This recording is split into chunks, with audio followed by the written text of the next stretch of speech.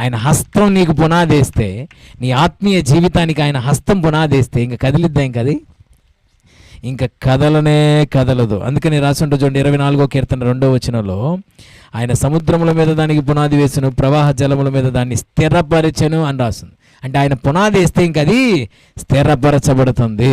So 2 ప్రార్థనలు చేయాలి ఈరోజు నుంచి మనం. ఏంటో తెలుసా? మొదటిది, మా మందిరానికి మీ హస్తం పునాది వేయాలి. అందులో ఉన్న సంఘ బిడ్డలందరి ఆత్మీయ జీవితానికి కూడా నీ హస్తమే పునాది వేయునుగాక.